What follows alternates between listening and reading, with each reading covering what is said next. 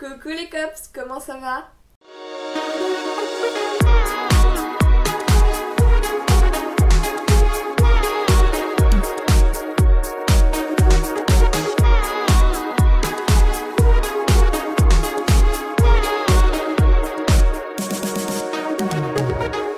Bon, je vous explique, j'étais à deux doigts de faire un super gâteau et d'envoyer la recette en snap à mes copines. Puis je me suis dit en fait l'occasion elle est trop belle, il faut que j'en fasse une vidéo. Alors je m'excuse d'avance si je parle du nez, mais j'ai mes allergies depuis ce matin sans aucune raison particulière. Du coup j'ai les yeux qui pleurent, le nez qui coule et je parle du nez, mais je peux rien y faire donc vous ferez avec aussi. Je sais pas trop comment est la luminosité donc je vais essayer d'arranger ça au fur et à mesure, mais il se peut que la luminosité ne soit pas top durant la vidéo donc ne m'en voulez pas s'il vous plaît. De toute manière l'intérêt de cette vidéo c'est pas forcément de voir ma tête, c'est de voir ce qui va se passer devant moi.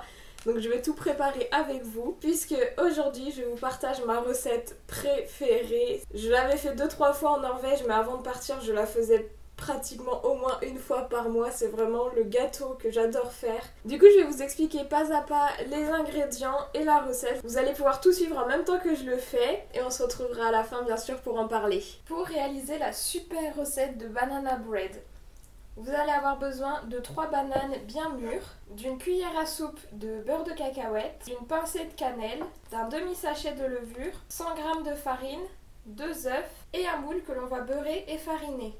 Alors pour la cuisson, vous aurez besoin d'un moule à cake, d'un peu d'huile d'olive, de farine et d'un pinceau. Si vous n'en avez pas, vous pouvez aussi utiliser un bout de mouchoir ou de sopalin. On commence par mettre un peu d'huile d'olive dans le moule, vraiment pas beaucoup. Et avec l'aide du pinceau, je vais venir en mettre sur toutes les parois du moule. Et une fois que j'ai bien mis de l'huile sur toutes les parois, je vais pouvoir venir mettre la farine.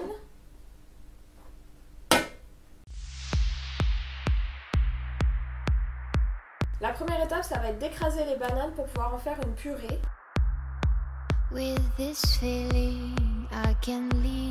Alors la petite astuce, c'est d'utiliser ce genre de petit outil, comme ça c'est plus facile pour écraser. Ça normalement c'est fait pour la purée de pommes de terre, mais là c'est parfait pour le faire avec les bananes. Sinon tout simplement vous faites avec la fourchette.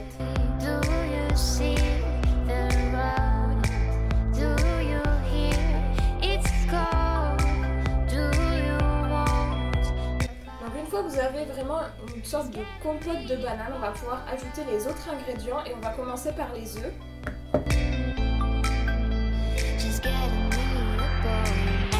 Et là on va pouvoir commencer à préparer le mélange et on ajoutera les autres ingrédients au fur et à mesure.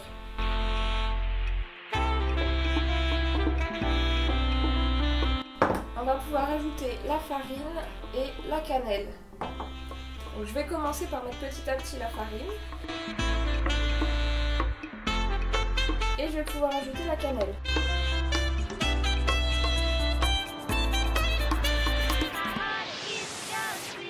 Je vais ensuite mettre la moitié d'un sachet de levure.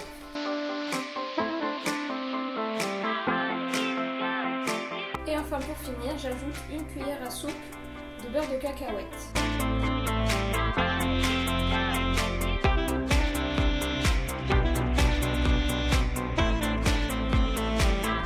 Et donc là, notre préparation est prête. Donc on va pouvoir la mettre dans le moule qu'on a beurré et fariné tout à l'heure et au four pendant 25 minutes pour commencer.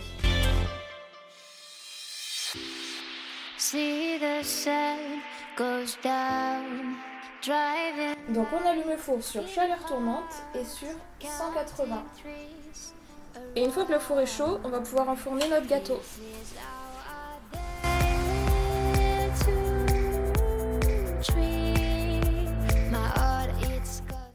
Et c'est en voix off qu'on finit cette vidéo puisque le son a disparu de cette dernière partie que j'ai filmée. Mais ça change pas grand chose puisque l'intérêt de cette vidéo c'est que vous fassiez le banana bread et que vous me disiez si vous l'avez aimé ou pas. Dans tous les cas, il est très beau et très bon, c'est le principal. Je vous le montre vite fait, mais en fait après j'ai oublié de vous montrer quand je l'avais démoulé et coupé en belles petites tranches bien comme il faut. Mais ça change rien, de toute manière c'est à vous de le faire et de goûter. Je peux pas vous le faire parvenir par vidéo, c'est pas possible. Mais voilà, j'espère que cette vidéo vous a plu. On va s'arrêter là puisque de toute manière je sais plus trop ce que je disais. Et puis on se retrouve la semaine prochaine dans une nouvelle vidéo. Bye!